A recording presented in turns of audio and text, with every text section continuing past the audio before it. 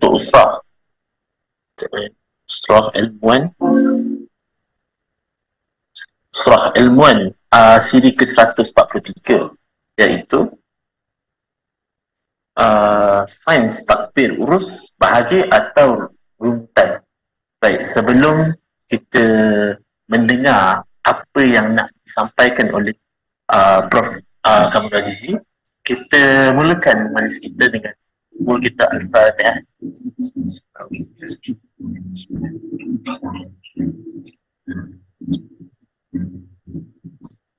Amin, amin, rabbal alamin. Kita tunggu masa kita jumpa Prof. Kamal Azizi untuk mentangkan isi dibati pada malam. Tafadhal Muslim. Okey, terima kasih Haidar. Bismillahirrahmanirrahim. Alhamdulillah rabbil alamin wassalatu wassalamu ala asyrafil anbiya'i wal mursalin wa ala alihi wa sahbihi ajma'in. Tajuk malam ini ialah sains tadbir urus. Sama ada kita bahagia ataupun kita merungut mengenainya, ataupun dalam bahasa Inggerisnya science of governance, pleasure or grievance, bergantung kepada siapa yang kita akan tanya, maka kita akan dapat jawapan yang berbeza.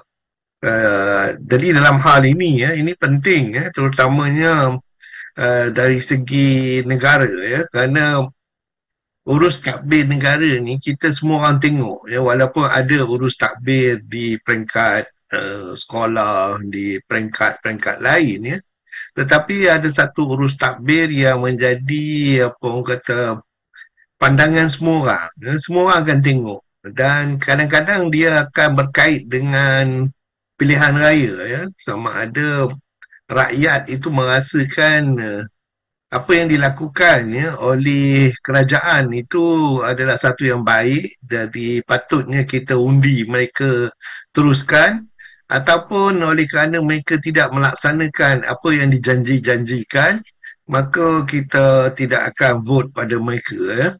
Jadi dalam hal ini penting kita membuat satu penilaian yang tepat, kerana kalaulah kita tidak membuat penilaian yang tepat dan hanya mendengar kepada angin saja, kerana angin ni sentiasa akan ada, cuma kita kena bezakan, kena ada takyun sikit, kita kena periksa adakah perkara itu betul ataupun tidak, dan apakah dia tanggungjawab kerajaan dan apakah tanggungjawab kita sebagai rakyat, kerana pernah pada satu ketika dahulu Imam ataupun Khalifah Ali bin Khalifah Ali pernah ditanya oleh seorang rakyat dia, mengapa masa saya menjadi masa Khalifah Ali menjadi khalifah, keadaannya tak stabil, kucak-kacir dan macam-macam masalah, dia kata.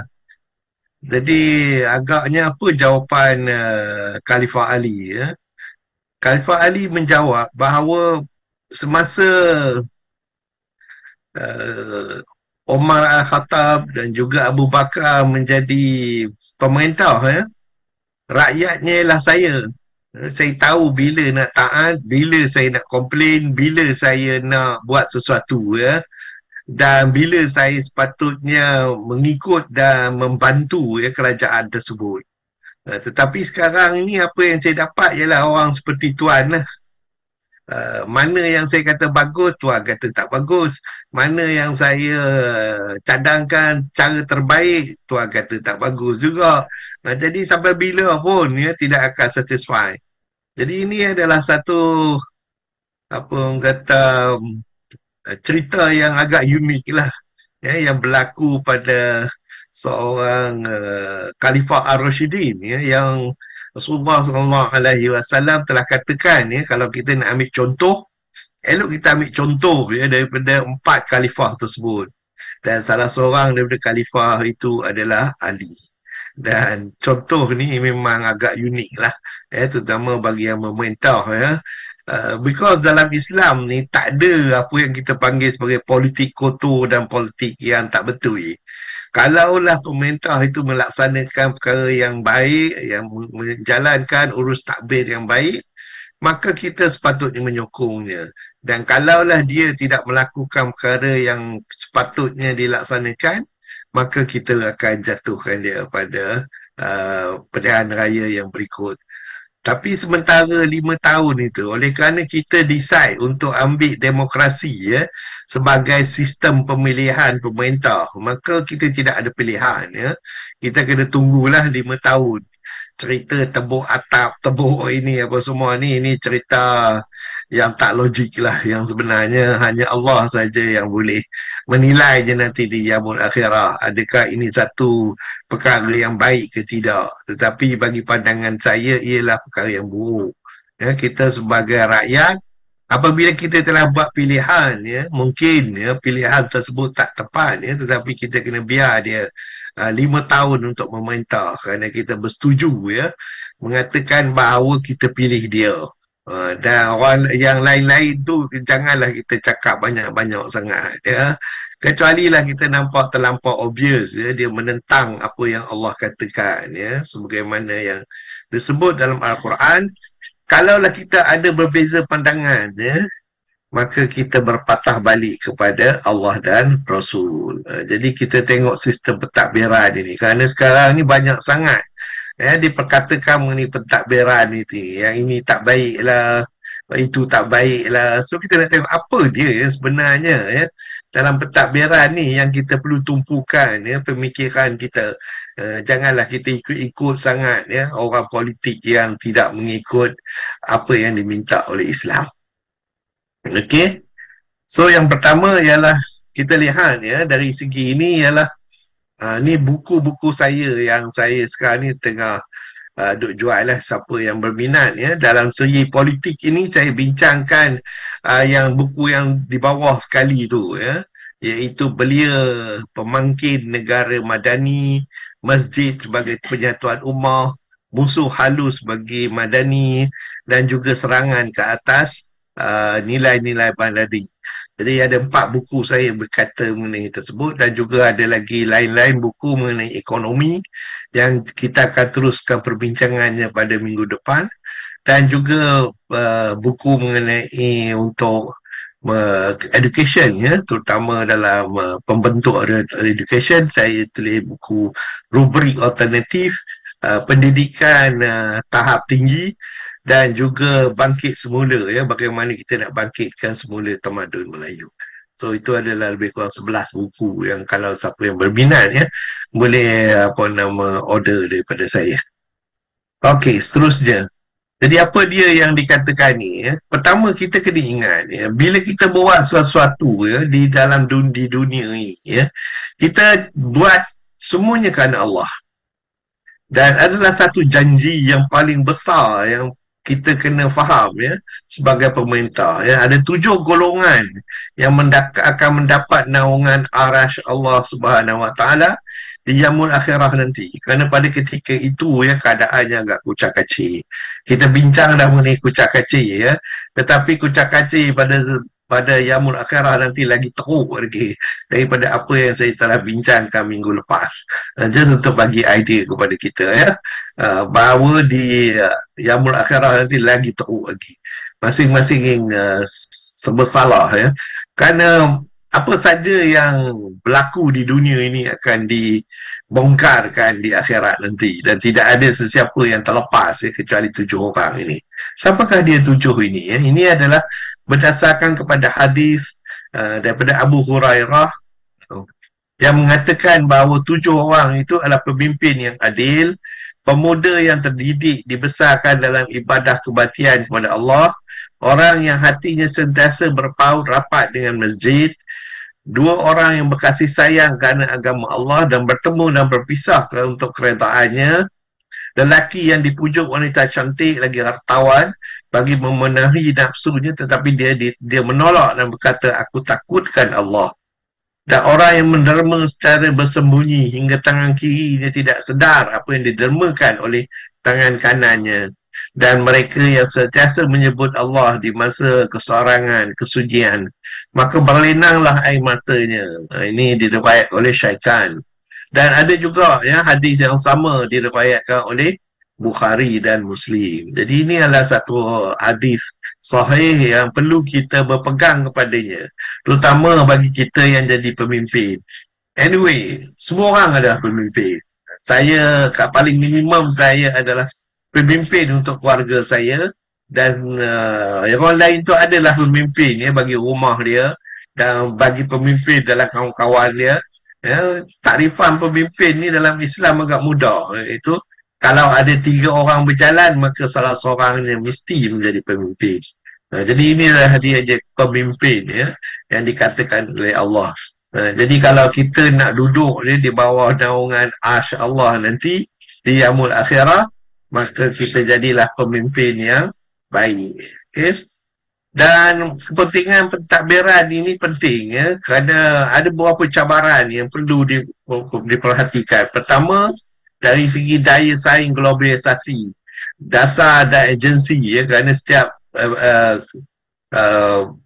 organisasi tu ada dia punya pelan integriti dia ya, sama ada kalau dalam untuk negara, apa yang saya bawa di sini ialah untuk negara, pelan integriti nasional dia, dan apakah dia cabaran yang akan dihadapi, bagaimana dia nak menyampaikan ya, apa yang telah ditentukan ya, di peringkat kabinet atau contohnya dari segi integriti, modal insan, dan bagaimana dia nak menggunakan maklumat ya, teknologi maklumat untuk menyampaikannya. Jadi ini adalah semuanya cabaran dan kepentingan ya dalam tabik urus ini.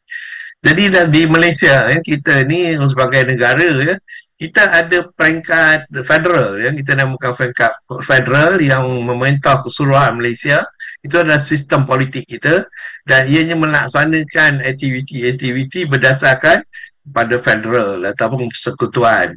Dan kita juga ada peringkat negeri ya, pentadbiran yang dibuat oleh kerajaan negeri masing-masing, dan semua ini akan dilaksanakan di peringkat negeri. Dan ada juga di peringkat tempatan ya, di mana ada bidang kuasa kerajaan negeri, dan kerajaan tempatan ni biasanya cuba ya menyelesaikan masalah di peringkat lokal ya, tempatan ya, yang lebih direct lagi. Jadi struktur kerajaan persekutuan ni kalau kita lihat di atas sekali yang di Pertuan Agong sebagai figurehead ya. Kemudian Perdana Menteri, Jemaah Menteri, kementerian-kementerian, agensi kerajaan, Perbadanan Awam, Suruhanjaya dan Majlis. So, ini adalah tipikal lah yang bagi siapa yang masih tak tahu lagi. Dan urus tadbir negara ni juga dikenali sebagai pentadbiran awam atau merujuk kepada cara di mana sebuah negara dikelola dan diuruskan. Ya, dan pentadbiran dasar ini merangkumi proses pembuat dasar awam di mana kerajaan dan badan berkaitan merancang, membentuk, melaksanakan dasar-dasar mempengaruhi masyarakat dan ekonomi. Dan pentadbiran ni ada program dia ya, untuk mencapai matlamat dasar yang telah ditetapkan. Dan perkhidmatan awam ialah cuba melaksanakan apa saja dasar yang telah ditetapkan itu secara efisien. Okey. Dan kewangan awam ialah mengurus dari segi wang ya, yang diperolehi sama ada daripada cukai dan lain-lain lagi untuk digunakan ya dalam pentadbiran. Dan kehakiman dan undang-undang ialah satu lagi entiti yang berada sepatutnya berasingan ya, yang akan melihat dari segi pelaksanaan ya perkara-perkara dalam urus tadbir tersebut, adakah dia mengikut lunas undang-undang ya. Dan kebersanan dan keselamatan ya, ini kita ada juga ya dari segi perkhidmatan awam, iaitu polis, tentera dan lain-lain lagi ya, yang menjaga keselamatan. Dan pentadbiran negara juga bergantung kepada sistem politik dan nilai yang berlaku dalam masyarakat. Kerana ini adalah selalunya link yang paling rendah sekali. Kerana wakil-wakil rakyat akan cuba memahami apa dia masalah rakyat. Dan mereka akan cuba membawa perkara ini sehinggalah kepada peringkat nanti ya, pembahagian dari segi wang ya, kewangan ya, untuk kewangan yang diperolehi ya, bagi tahu tersebut. Jadi penting ya, kesemuanya nampak macam kompleks ya, tetapi yang sebenarnya turutannya itu telah jelas dan kita telah merdeka hampir 61 tahun dan sistem ni berjalan dengan baik kecuali dalam tahun-tahun kebelakangan ini di mana kita dapati ramai sangat beberapa golongan pemimpin yang khianat kepada negara. Mereka ni pengkhianat negara. Dan kualiti ni penting kerana kalaulah pentadbiran ni tak berkualiti maka kita akan banyak berlakunya tiris sebagaimana yang berlaku yang lepas. Yang ini amat menduka citakan kerana pentadbiran ini kalau di Malaysia ianya dijaga oleh bahagian diplomatik, pentadbiran dan diplomatik. Dan mereka ni dilatih di Intan supposed to be tempat yang dilatih dengan yang terbaik sekali. Dan memang ramai banyak negara telah menghantar kaki tangan mereka untuk berlatih di sana. Tetapi entah apa berlaku pada 2 ataupun 3 tahun kebelakangan ini ada lahir pentadbir yang lebih mementingkan diri sendiri dan politik daripada mementingkan apakah dia tanggungjawab mereka sebenar. Nah, inilah masalahnya. Mereka sudah tidak ada ketelusan. Maknanya transparansi dalam mentadbir, accountability pun mereka telah lupa dan mereka tinggalkannya kat belakang. Kerjasama dan konsultansi pun juga telah dijauhkan. Kebebasan media dan hak asasi manusia juga dibiarkan. Dan ini semua menjadikan ketidaktoleransi terhadap mereka ni terlampau banyak mengambil rasuah dan lebih mementingkan diri sendiri daripada walaupun mereka telah diberi gaji oleh kerajaan dan oleh rakyat pada dasarnya kerana rakyat yang membayar gaji setiap kaki tangan termasuk ketua setiausaha negara itu pun walaupun gaji dia paling tinggi di Malaysia tetapi dia dapat daripada teks orang miskin dan dia kena ingat itu, dia kena turun ke bawah berjumpa dengan orang miskin dan tengok terima kasih kerana dia boleh pergi ke luar negeri, boleh berjalan di luar negeri dengan duduk kelas 1, tetapi orang yang membayar cukai pada dia pada kerajaan hanya naik basikal saja untuk pergi kerja. Inilah dia masalah kita. Banyak sangat tak sedar diri. Tak sedar diri dan tak malu untuk melaksanakan kebocoran dan ketirihan dalam pentadbiran ini. Jadi pembangunan ekonomi dan sosial ini perlu dijaga dengan baik kerana wang yang diberi itu penting untuk kita gunakan dengan paling efektif yang boleh kita dapat. Pengagihan kuasa yang baik perlu ada dan partisipasi awam perlu ditanya apakah dia masalah-masalah masyarakat. Dan ingatkanlah, ini semua adalah model urus yang sesuai untuk sebuah negara dan pelaksanaannya berbeza-beza mengikut konteks dan keperluan setiap negara. Jadi sekarang ni kita banyak tiris, banyak rasuah. Jadi kita sepatutnya menumpu kepada itu untuk mengurangkan perkara ini. Kerana agak menyedihkan wang yang rakyat beri itu sudahlah dari segi politiknya dipermainkan, tetapi juga wang itu sendiri pun dibiarkan untuk keuntungan pihak-pihak yang tertentu sahaja. Okey. Jadi maksud dan definisi di sinilah kita bercakap mengenai amanah, iaitu memenuhi janji yang telah disepakati dan menjaga kepercayaan yang telah diberikan oleh orang lain. Kita sebagai rakyat semua telah memberi amanah kepada pentadbir ini untuk memastikan dengan gaji yang mereka dapat itu bahawa mereka akan melaksanakan tanggungjawab yang efektif dan juga berkesan. Dan mereka hendaklah menjaga kepercayaan tersebut dengan melaksanakan tak merosok kepercayaan tersebut sebagai contoh tidak amanah dan tidak bertanggungjawab. Jadi penting mereka ni adalah pemimpin yang kita bayar. Bukannya mereka ni pemimpin free Mereka bukannya free. Mereka ni dibayar oleh rakyat yang membayar cukai dan bukanlah mereka ni dapat secara percuma saja ataupun diminta untuk buat FOC tanpa bayar apa-apa itu hanya dekat NGO saja, non government organisation macam kita ni dalam ABIB. tak ada siapa bayar saya untuk bercakap-cakap ni. Jadi kita nak tunjukkan yang bahawa kita lakukan secara FOC, tanpa bayaran, berbanding dengan orang kerajaan semuanya dibayar. Kita bayar daripada cukai-cukai kita, dibayar, daripada rendah sampai ke atas. Jadi janganlah kita mengkhianat terhadap apa yang bayaran yang kita telah buat. Okey. Jadi amanah ini adalah satu sifat yang memang ada pada Rasulullah SAW. Rasulullah terkenal dengan nama Al-Amin. Itu sebelum dia lantik sebagai Rasul. Jadi mengapa yang kita tak nak ambil ini sebagai contoh? Mengapa kita nak ambil contoh-contoh orang-orang yang menipu, yang hanya mementingkan diri dia sendiri, hanya nak pasti dia dapat kereta besar, rumah besar dan lain-lain besar lah. Tak kira lah besar apa pun. Tetapi itu adalah satu perkara yang tidak patut dilakukan, tidak patut dilakukan. Jadi amanah ini adalah simbol seorang Muslim yang sebenarnya. Tak kira lah orang tu pakai lebay ke, pakai serban ke, pakai apa pun, kalau dia tak amanah maka dia tidak amanah. Jadi Allah menyebutkan ni dalam banyak dalam Al-Quran, dalam berbagai bentuk, menyuruh kita menyampaikan amanah. Bila kita dilantik maka kita menyampaikan amanah kita, dan juga Allah meminta kita memelihara amanah tersebut, dalam surah Al-Mu'minun dan surah Al-Ma'arij, semua ni disebut mengenai perkara ni. Allah juga meminta menjelaskan, Allah telah memberikan amanah ni kepada orang lain, tetapi manusia terima amanah ini, kerana mereka adalah orang yang zalim dan bodoh. Zalim ni lah tak tahu meletakkan perkara yang sepatutnya, pada orang yang sepatutnya.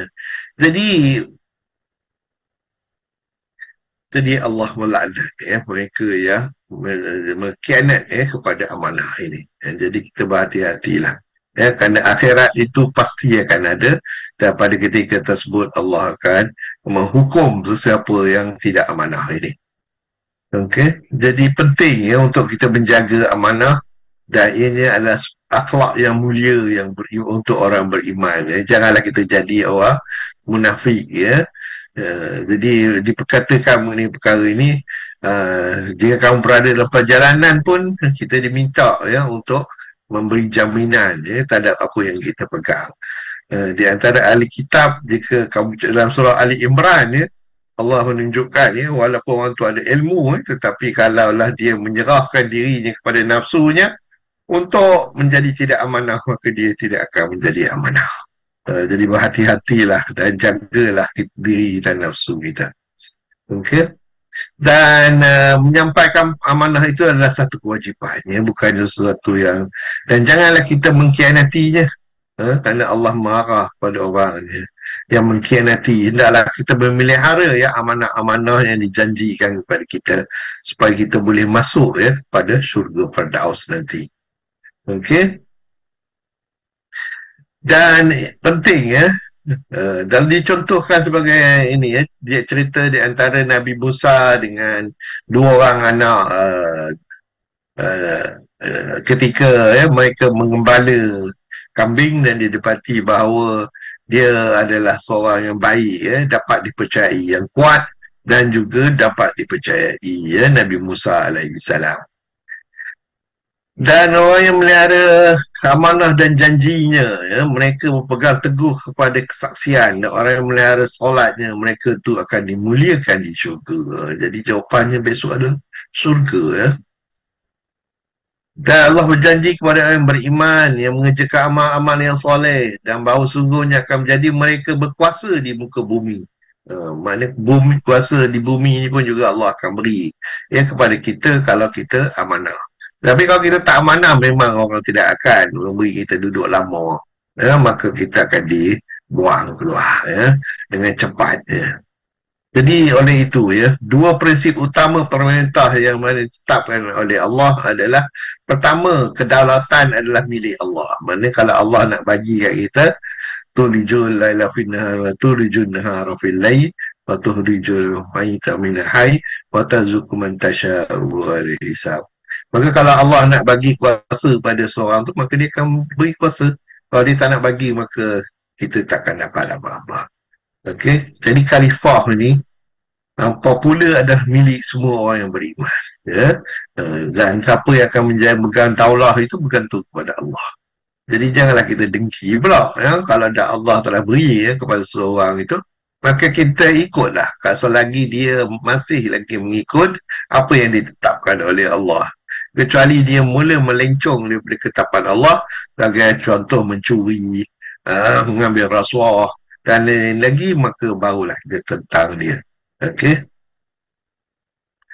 Dan kita hendaklah ikut, ya, apa yang rakyat kita perlukan, ya. Dalam konteks ni menyediakan rangka kerja yang luas di mana rakyat, ya, di bawah naungan kita. Bimbingan ilahi itu penting, ya, dalam kehidupan kita, ya.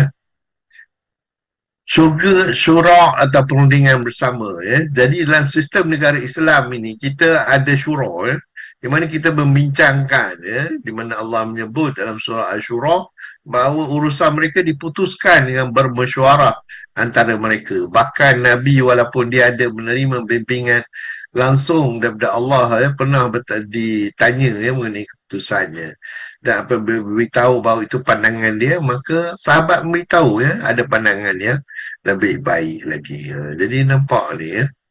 Jadi tidak ada khalifah, ya, tanpa musyawarah. Jadi amalan syura ini ialah suatu perkara yang perlu kita laksanakan. Dan masyarakat Islam yang memilih 4 khulafah yang pertama pun menggunakan kaedah yang sama, ya. Prinsip penting ialah bersetuju dan meyakinkan rakyat, ya. Jadi rakyat semua bersetuju. Janganlah kita nak buat fitnah, ya. Kalaulah kita tengok rakyat dah setuju, ya, kepada pemerintah yang sepatutnya, maka kita janganlah pandai-pandai nak create fitnah. Kerana fitnah yang kita create itu akan sampai bukan saja di dunia tetapi juga di akhirat nanti. Kita ingat kita akan mendapat keuntungan yang pendek, ya, dalam waktu pendek, tetapi yang sebenarnya keuntungan itu tidak ada maknanya langsung. Okey. Dalam sebuah buku, ya, Said Maududi berkatakan, khalifah yang terkenal sebagai ada 4 kriteria yang mesti dipertimbangkan. Ia mesti mengaku, ya, boleh diwakilkan pada mereka yang mengakui prinsip bahawa sistem khalifah itu adalah wajib, tidak boleh dipandang kepada orang yang zalim, tidak boleh diberikan kepada orang yang bodoh dan jahil, dan ia harus diamanahkan kepada orang yang jujur. Ini mengikut Said Maududi, ya, mengenai perkara pemerintah. Jadi keadilan ini mesti sama rata, ya, bukan hanya untuk orang Islam tetapi untuk semua. Ini apa kita lihat, ya, daripada Rasulullah sendiri, ya, semasa dia memerintah Madinah Munawwarah, ya, semuanya dibagikan sama, ya. Setiap orang, ya, kalau orang itu adalah dianiaya, maka dia akan sendiri, ya. Dan dia katakan juga, ya, bahawa kalau anak dia anak perempuan Muhammad, ya, dia pun mencuri, maka dia akan potong tangan. Dia tak kira siapa, ya. Jadi inilah dianya pemerintah tu, ya. Dia tidak kuasa sewenang-wenangnya untuk melepaskan keluarga dia sendiri saja, tetapi tidak, pada masyarakat. Jadi perkembangan di luar koridor kuasa politik itu telah ditutup. Pemerintah tunduk padanya seperti rakyat biasa. Jadi pemerintah pun mesti ikut apa yang telah ditetapkan oleh Allah dan Rasul. Jadi perkara yang paling penting ialah amal ma'ruf nahi munkar, iaitu memerintahkan yang betul dan melarang yang salah. Ini penting, ya, dalam kehidupan kita, ya, kerana kalau tidak, pertolongan Allah itu tidak ada. Jadi kalaulah kita tidak menyekat kemungkaran, maka Allah akan mengeluarkan bala kepada kita. Jadi ini dalam kehidupan ini jihad yang paling adil ialah dia terhadap orang-orang yang zalim, iaitu yang tidak meletakkan pada tempatnya. Dan untuk adanya amal ma'ruf nahi munkar ni, kita perlukan kebebasan bersuara dan mengkritik, ketulusan dan accountability. Jadi kita kena menghormati, ya, di antara satu sama lain. Jadi ideologi barat sangat mementingkan demokrasi ya, tetapi ini hanya statement ya, apa yang kita lihat di Palestin sekarang ni, mereka lupakan mengenai perkara itu. Apa yang dijadikan ialah berita-berita yang tak betul, yang salah. Dan mereka sendiri tak nak ya mendengar berita-berita tersebut ya. Dan inilah dia benih-benih kehancuran ya di dalam masyarakat tersebut. Kerana kedaulatan rakyat telah dipermain-mainkan. Jadi mereka ingat bahawa dengan demokrasi tetapi mereka salah gunakan demokrasi itu untuk kepentingan individu. Kepentingan yang ke atas orang-orang yang zalim. Jadi diskriminasi amalan jahat dan dosa moral ini Allah akan dedahkan nanti pada kemudian hari. Jadi pengiraan menggantikan kualiti dia yang kekal tentang hak dan kebenaran dan perlu adanya keadilan. Dan inilah dia beberapa perkara yang berlaku di Amerika Syarikat yang kita harap tidak akan berlaku di negara kita. Dan jadi pemerintahan Islam dan pemerintahan sekular itu berbeza. Dua-duanya berbeza, tak sama. Islam bergantung kepada Allah sebagai asas pemimpinan. Tetapi dalam pemerintahan demokrasi, dia ada berasaskan pada rakyat. Jadi inilah dia. Kedaulatan hanya untuk Allah. Ya. Maknanya, kalau Allah telah tetap, Allah dan Rasul telah tetapkan sesuatu, maka kita tak boleh ubah. Ya. Maka undang-undang yang disebut dalam Al-Quran perlu dilaksanakan. Tak kira lah tahun berapa atau musim berapa. Tetapi dalam tabir urus sekular berasaskan prinsip demokrasi dan hak asasi manusia. Mereka buat itu mengikut apa yang rakyat mereka mahu. Ya.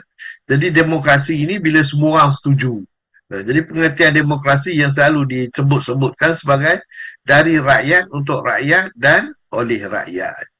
Jadi ini adalah satu statement yang Islamically tak betul. Kerana memang betul lah kita membantu rakyat. Tetapi apa sebagaimana yang ditetapkan oleh Allah. Ya, Allah yang menentukan kedaulatan tersebut.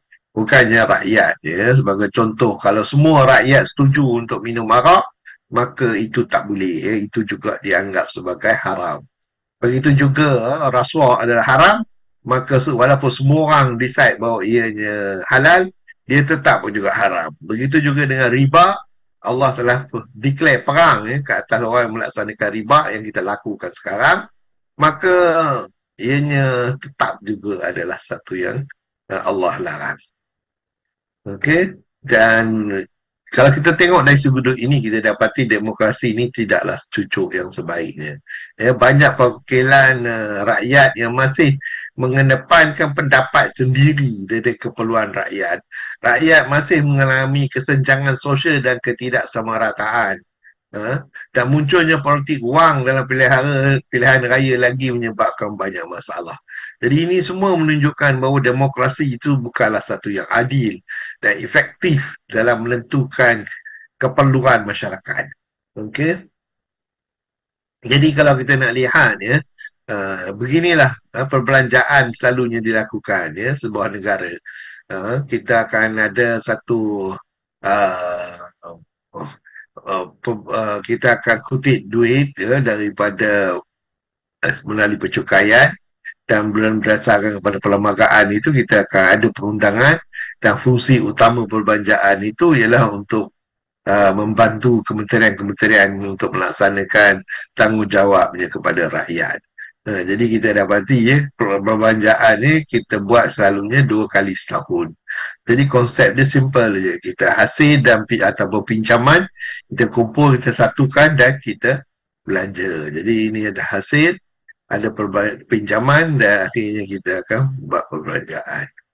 Dan hasil daripada perbelanjaan itu mungkin daripada hasil negara ataupun perbelanjaan itu daripada cukai, hasil cukai, penerimaan bukan hasil, dan cukai langsung dan cukai tak langsung. Jadi dari segi perbelanjaan pula ada 2, mengurus dan pembangunan. Jadi mengurus ini pembekalan dia dan tanggungjawab dia. Jadi komponen hasil itu adalah hasil cukai, hasil bukan cukai, dan macam-macam hasil lagi lain. Jadi ini kita perolehi bagi sebuah negara. Jadi komponen perbelanjaan itu perbelanjaan mengurus, macam saya katakan, perbelanjaan pembangunan. Jadi ini dibagi dua ya, untuk tujuan negara, pentadbiran.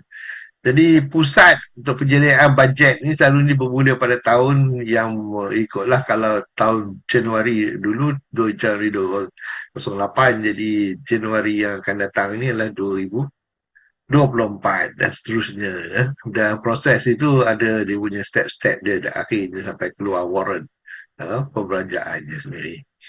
Apa yang pentingnya ialah kawalan perbelanjaan itu. Dia mesti bermula dari rakyat, pada agensi, kemudian dia bajet, dan MOF akan tengok dan kabinet akan buat pilihan dan ketua audit akan cek sama ada benda ni semua dilaksanakan dengan baik. Tapi apa asasnya ialah semuanya daripada rakyat. Jadi rakyat akan mencadangkan bajet tersebut dan wakil rakyat ya, iaitu agen rakyat yang akan menentukan yang mana yang akan dibelanjakan dan dipilih ya, daripada banyak-banyak tersebut. Jadi ini adalah kawalan perbelanjaan. Jadi as long as kawalan ini dilakukan dengan baik, tak ada tiris kat kabinet ke, dekat agensi ke, di mana perkara ni selalunya boleh nampak oleh ketua audit negara, tetapi kadang-kadang tak boleh nampak. Jadi inilah dia masalah kita ya sekarang ini. Walaupun dari segi kawalan dia nampak cantik ya, tetapi kita dapati ya, oleh kerana tidak ada jati diri ya, dan kepercayaan kepada Tuhan itu tidak ada, maka dia ingat apa yang orang tak nampak dia boleh buat. Inilah satu kelemahan dalam kawalan perbelanjaan kita pada masa ini. Dan lagi satu perkara ialah Allah beritahu ya, jangan hanya satu golongan yang dapat ya. Mungkin orang kaya aja kerana dia kontraktor ya, maka dia dapat kekayaan, orang lain tak boleh dapat. Jadi ini kena open punya untuk semua orang terima.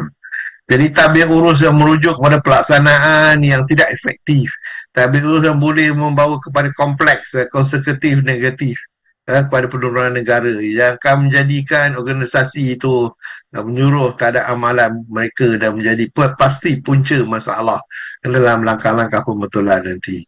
Dan penting juga untuk memastikan bahawa tak ada proses pemantauan dan penilaian ya, kerana ini akan menentukan yang boleh kita overcome ya sebelum tiba masanya. Jadi mengurus takbir ini satu proses yang kita tengok. Perlu ada transparansi dan accountability, perlu ada pemansuhan rasuah, perlu ada pendidikan latihan, pendidikan dan inovasi ya, dan barulah ini boleh dapat dilaksanakan. Pelibatan awam perlu, undang-undang yang kuat, kerjasama antarabangsa, penyediaan dan penilaian, kendalian data dan teknologi, persekitaran bisnes yang selamat. Ini semua kita kena sediakan ya, untuk memastikan ya, pentadbiran itu dapat dilaksanakan dengan baik. Kalau kita lihat, konsep ini adalah berdasarkan konsep manusiawi. Jadi manusiawi itu kita katakan sebagai mempunyai ruh. Dan dari segi kebenaran dia, bukti kewujudan itu adalah kebenaran. Dan kasih sayang adalah kepunyaannya juga. Jadi menghormati apa yang Allah telah berikan kepada kita, iaitu karamatul insan ya, yang mengimbangkan masalah daruriah. Daripada situ ya, kita akan dapat pertuturan dan tindakan dalam sistem kita, iaitu politik, ekonomi, sosial, teknologi, kepercayaan dan seni. Ini yang dikatakan manusiawi ialah sifat yang menentukan bahawa manusia itu manusia, dan madani ialah sifat masyarakat ataupun negara yang dianggotai oleh penduduk yang bersikap manusiawi. Ini rajah ni saya ucap terima kasih kepada rakan saya ya, daripada FEM ya, telah menyediakannya. Agak cantik dan saya amat berminat ya, terhadap cara disusun ini. Dan insyaAllah minggu depan ni kita akan bincang oleh sains ringgit dan pertukaran wang ribawi. Wabillahi taufiq wal hidayah. Assalamualaikum warahmatullahi wabarakatuh.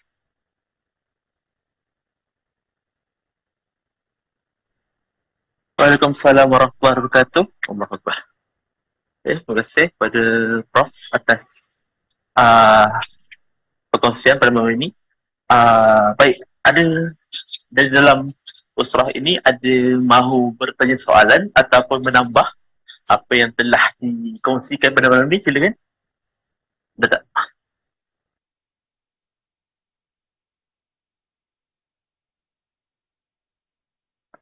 Lambat sikit kamu. Assalamualaikum apa ni Prof dan Waalaikumsalam. hai. Maaf apa ni last sekali baru dapat tangkap apa ni doktor sebut tadi ni Prof tunjuk tadi, iaitu tentang carta-carta yang Prof tunjukkan tadi. Macam wakil rakyat kita ni dia tahu ke apa tentang apa yang disebutkan semua macam tu untuk diorang nak takbirkan negara kita ni. Itu satu lagi lah. Wallahualam. Sekarang ni tanya soalan tu lah. Alhamdulillah, terima kasih kerana soalan tu. Saya pun serba salah nak jawab yang tu. Saya ada juga sembang dengan 2-3 orang, tapi dia pun tak tahu sebenarnya. Perkara ni hanya diketahui oleh orang kata, kalaulah dalam pentadbiran kerajaan ni, hanya orang PTD yang faham ni semua. Pasal dia, bukan pasal dia faham pasal apa. Dia kalau tak faham, dia tak boleh naik pangkat. Jadi macam saya ni bekas PTD, jadi memang saya tahu lah benda ni. Itu saya tengok, saya risau bila saya bincang ramai dengan wakil rakyat. You tahu ke macam mana you boleh minta duit apa semua? Dia tak boleh nak cerita. Wah, benda ni sepatutnya dia faham bahawa dia datang dari rakyat, bawa kepada agensi, bawa kepada kementerian. Adalah dia yang penting dalam parlimen nanti make sure apa yang dia bawa dulu rakyat dia, pasal dia wakil rakyat. Dia wakil rakyat. Dia ini yang dia dah cerita pasal benda lain, apa benda tak kena-ngena pun pasal rakyat dia. Inilah dia tu yang terkejut tu. Wallahualam. Lagi satu tentang apa ni, tentang demokrasi dan kekhalifahan tu. Jadi kita tengok masa apa ni, zaman selepas Nabi dia ada apa tentang khalifah lah, 4 khalifah. Tapi lepas tu diteruskan oleh zaman Sayyidina Umayyah dan terus lagi Abbasiyah. Jadi itu masa tu dah tak ada dah apa ni kekhalifahan tu. Jadi macam mana, ada komen sikit? Bagi saya kekhalifahan yang sebenarnya memang penting, tetapi dia bukan syarat utama. Syarat utamanya ialah kita mesti ada tabir urus yang baik. Jadi contoh kita yang paling mudah sekali ialah Umar, bukan Umar Khattab, tetapi dia punya cucu-cucu dinik dia pun dalam golongan apa nama bukannya khalifah yang 4 tu, tetapi disebutkan juga sebagai Umar apa? Umar Abdul Aziz. Umar Abdul Aziz. Jadi maknanya selagi dia berpegang kepada tabir urus yang ditetapkan oleh Allah, di mana kita menetapkan bahawa Allah adalah daulah kita, maknanya Allah adalah penentu segala-galanya, bukannya rakyat. Bila kita pegang pada rakyat, itu yang menjadi kelak kabut.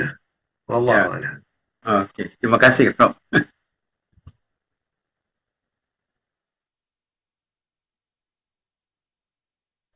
Assalamualaikum warahmatullahi. Waalaikumsalam. Maaf saya tak buka kamera ya. Boleh kan Prof?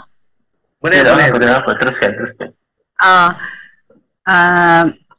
Kalau kita imbas kembali sejarah daripada zaman Khulafa Rashidin tu, memang berlaku banyak pertelingkahan dan ramai yang kena bunuh pun khalifah ni. Walhal pada masa itu memang orang kata second selepas Rasulullah SAW punya pemerintahan. Jadi kalau berlaku sekarang ni, kadang tu saya tak boleh terima, tapi bila imbas balik, kita dah berapa jauh dah daripada Nabi. Kita punya amalan pun demokrasi, dan ramai yang tidak faham apa yang Prof sampaikan tadi. Yakni apabila sudah ada satu pemerintahan pemilihan, sepatutnya kita tak kira lah kita dari parti apa, yang baik kita sokong lah, yang jahat kita tegur lah, kita perbaiki. Tapi kadang tak nampaklah daripada yang kita merasakan kita sama-sama berjuang untuk daulat Islami ataupun satu dakwah Islam yang menjadi kewajiban kepada umat Islam untuk kita laksanakan. Adakah Prof setuju dengan pendapat saya ni? Terima kasih.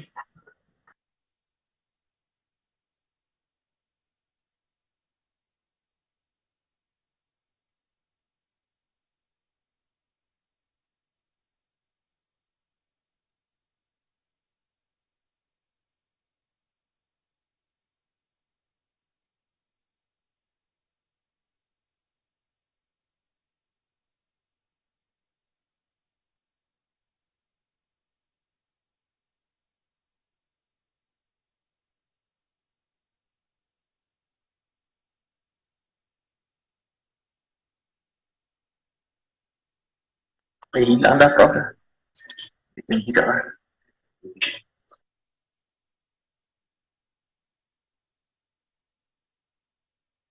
Prof?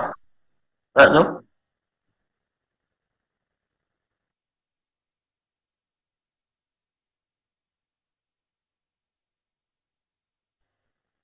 Assalamualaikum, minta maaf. Terputus pula. Boleh ulang lagi soalan tadi? Tak dengar, saya tak dengar langsung. Okey, bismillahirrahmanirrahim. Allahumma salli ala sayyidina Muhammad wa ala ali Muhammad. Assalamualaikum warahmatullahi wabarakatuh. Assalamualaikum. Bila kita imbas sejarah sirah Rasulullah SAW kepada satu pemerintahan tapi yang kedua yakni para sahabat sebagai khulafa ar-rasyidin, kita melihat memang banyak perbalahan yang berlaku lah, sehingga ada yang ramai yang kena bunuh. Jadi sehinggalah lapis-lapis yang lain sampailah ke zaman kita pula mengamalkan demokrasi. Jadi saya kira perbalahan yang berlaku tu tak akan habislah. Maknanya ada saja percanggahan pemikiran, pertentangan, sebab kita memang semua manusia yang amat terhad lah. Namun kalau kita berpegang kepada apa yang Prof tadi sampaikan, kita berbalik kepada Allah dan kita beradab. Yakni bila dah ada pemerintahan, kita menyokonglah apa yang baik yang dibuat. Apa yang salah kita tegur, kita perbaiki, sebab kita sebenarnya hanya menjalankan tugas sebagai manusia yang memegang amanah dakwah daripada Rasulullah SAW. Tapi saya melihat tidak ada pada satu pihak yang sebelah seolah-olah nak menjatuhkan juga, seolah-olah tak betul juga. Jadi sedangkan itu dah pemilihan daripada Sultan. Kadang-kadang saya terfikir juga, kata takut Sultan tu jatuh, tapi kita bawa Sultan pun tak ikut. Kadang pelik juga, tapi saya tak ada saya fikir sendiri je lah. Tapi bila saya baca komen-komen tu, ya Allah, kadang tak tahan jugalah. Tapi begitulah keadaan kita ni. Maksud saya Prof terima tak pendapat saya tu? Keadaan tu memang kita alami jugalah. Terima kasih. Okey, terima kasih. Immediately lepas Puan Karimah bercakap, saya terus terputus. Tak tahu pasal apa. So, Alhamdulillah saya dapat mendengarnya. Dalam hal ini, kita kena belajar daripada Al-Quran. Kerana saya dapati banyak dalam Al-Quran dia ajar kita apa kita nak buat. So dalam kes ini sebenarnya apabila kita tengok Rasulullah itu sendiri sebagai contoh yang, kerana dia adalah contoh yang terbaik yang kita boleh ikut. Kita dapati Rasulullah kadang-kadang dia sedih, dia cepat nak kafir, kadang-kadang dia rasa tak sabar apa semua. Tapi ingat tak apa jawapan Allah kepada Rasulullah? Dia cakap, kerja kamu bukan je, saya minta maaf lah saya terjemah ikut cara orang Penang. Kerja kamu bukan nak bagi hidayah, dia kata. Allah kata ni dalam Quran. Yang kerja kamu cuma menyampaikannya saja. Sama ada orang nak terima ke tak nak terima ke, itu bukan tanggungjawab kamu. Jadi saya sentiasa berpegang kepada itu. Bahawa tanggungjawab saya sebagai manusia, sebagai harap-haraplah yang diterima oleh Allah, bahawa saya akan sampaikan apa yang saya rasa betul dan apa yang saya rasa salah, saya akan sampaikan. Jadi sama ada masyarakat nak ikut ke tak nak ikut ke, itu bukannya tanggungjawab saya. Bila Allah akan bertanya nanti di Yaumul Akhirah, Kamarul, you ada maklumat ini apa semua, kenapa you tak sampaikan kepada masyarakat? Kan ke Rasulullah dah berkata bahawa kalau tahu satu ayat pun kena sampai. You bukan tahu lagi satu ayat, sampai dapat profesor, dia kata. Takkan orang kata kalaulah profesor takut nak cakap, siapa lagi yang nak berani nak cakap? Saya berpegang pada prinsip itu. Saya sampaikan. Dan saya juga berpegang pada prinsip, kalau saya salah, tolong betulkan. Dan saya akan perbetulkan. Bagi saya, tak ada masalah untuk memperbetulkan. Kerana saya tahu saya adalah manusia yang kerdil saja. Ilmu yang Allah beri kepada saya, walaupun sampai dapat title, tetapi itu adalah manusia yang beri. Tapi Allah dah beritahu kan, ilmu kita ni cuma kalau kita ambil tangan kita rendamkan dalam air dan kita bawa keluar daripada air tersebut. Jadi apa yang tinggal dekat tangan kita, itulah dia ilmu yang kita ada. Ada lagi banyak lagi satu lautan tu yang kita tak ada. Cuma apa yang kita boleh buat ialah doa. Senjata kita adalah doa. Ya Allah, berikanlah kita petunjuk. Dan ini kita lakukan tiap-tiap waktu. Bukannya sekali dua. Kalau kita solat 5 waktu pun kita dah buat 5 kali. Kalaulah kita buat lagi campur dengan sunat rawatib, tambah lagi. Kalaulah kita buat dengan sunat duha, tambah lagi. Bila kita buat tahajud dengan qiyamul lail, dengan taubat, tambah lagi. Jadi kita nampak kita ni duk minta kat Tuhan, tunjukkan aku jalan yang benar, tunjukkan aku jalan yang benar. Saya yang risau satu je. Bila kita duk minta semua ni, takut bila Allah tunjukkan kita jalan yang benar, kita tak terima. Itu yang saya worry.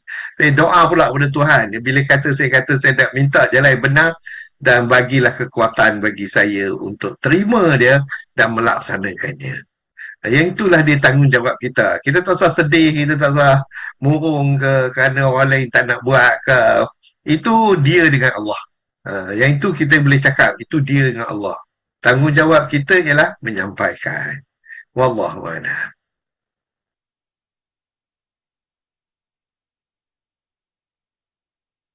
Orang besar rasanya ada lagi tak tambahan? Kalau ada, Prof, boleh tak bagi kesimpulan sikit untuk malam ni punya tajuk? Buatan juga. Silakan, Prof. Okey.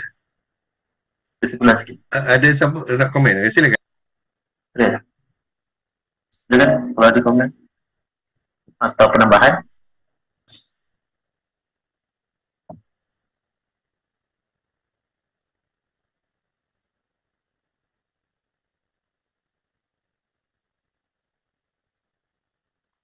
Rasa dah tak ada, Prof. Prof boleh minta, Prof. Boleh saya nak Prof bagi kesimpulan sikit tak kaitan dengan kongsi pada malam ini? Okey, untuk malam ini, kalau bolehlah, banyak-banyak saya cakap tadi, ingat satu perkara saja, bahawa semuanya bergantung kepada Allah. Dalam pentadbiran pun kita kena ikut bagaimana yang Allah telah tetapkan dalam Al-Quran. Dan apa yang kita patut lakukan ialah sebagaimana yang ditetapkan dalam Al-Quran. Cuma saya ringkaskan dalam bentuk presentation saya. Mungkin ada yang tanya, alamak, nak kena baca satu Quran ke? Jangan macam tu. Saya pun jadi heran jugalah. Macam dalam Al-Quran disebut, dia heran pasal apa boleh masuk neraka. Itu dalam ayat tu dia cakap, nak pasal apa tak masuk neraka? Pasal you tak ikut perintah Allah.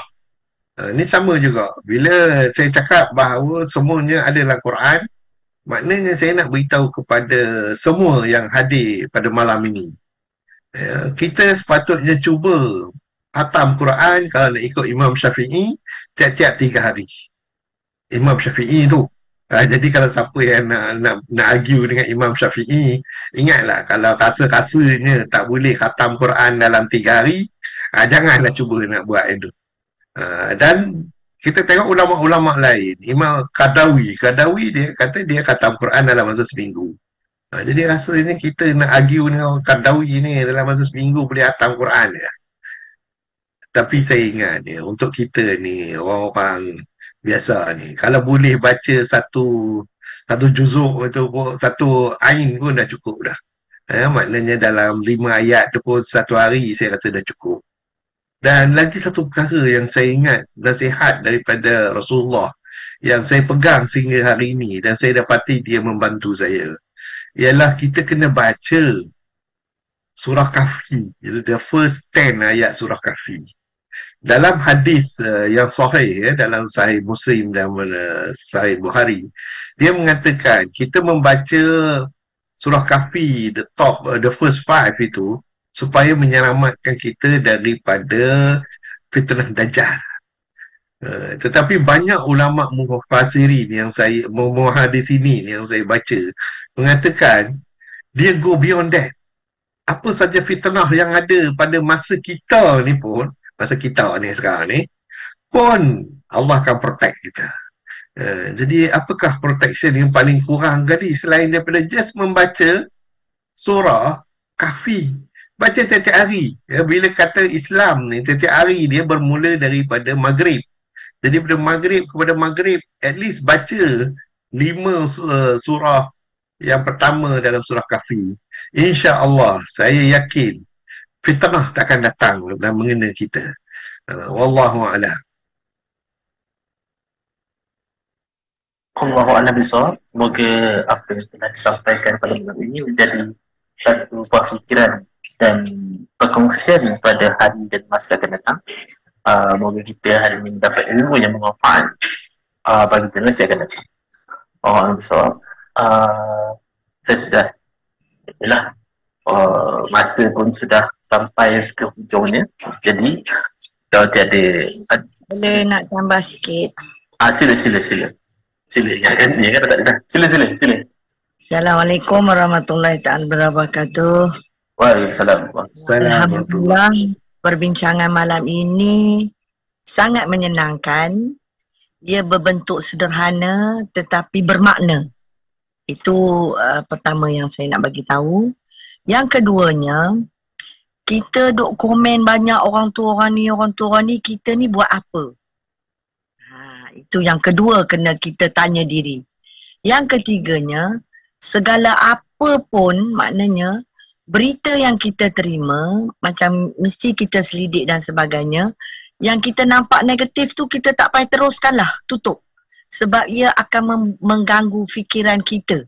Kita dah yakin dengan segala apa yang dibuat, kebaikan yang ada, kita boleh berfikir sebagai seorang manusia maknanya. Jadi bila dicampur adukkan dengan perkara-perkara cyber trooper ni, jadi ia menyebabkan pemikiran kita tu nanti bercelaru. Dan bila kita menafikan kebaikan, maknanya diri kita sudah mempunyai masalah. Itu perkara ketiga yang mungkin saya nak kongsikan bersama. Jadi orang yang memberi orang lain masalah, sebenarnya diri dia sangat banyak masalah. Wallahu a'lam. Allahu a'lam bishawab. Saya rasa betul apa yang dikatakan tadi. Dan untuk saya sendiri, walaupun saya bukan orang muda tak tahulah, saya rasa paling muda kat sini. Dan saya rasakan bahawa tajuk malam ni membuka minda pada saya sendiri yang ingin mengambil jawatan PTB sebenarnya. Bapak suruh PTB, kita ambil lah. Kita mohon. Jadi apa-apa pun, rasanya sudah masa. Ada nak pertambahan lagi? Jadi saya tangguh majlis kita pada malam ini. Saya terpaksa.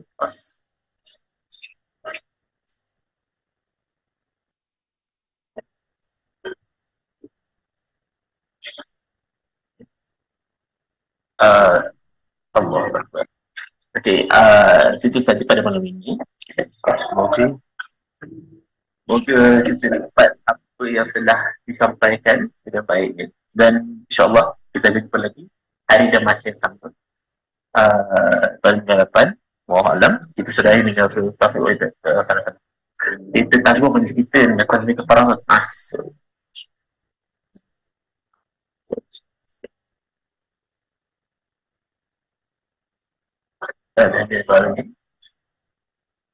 Saya sudah Taufik Wahid. Assalamualaikum warahmatullahi wabarakatuh. Assalamualaikum warahmatullahi.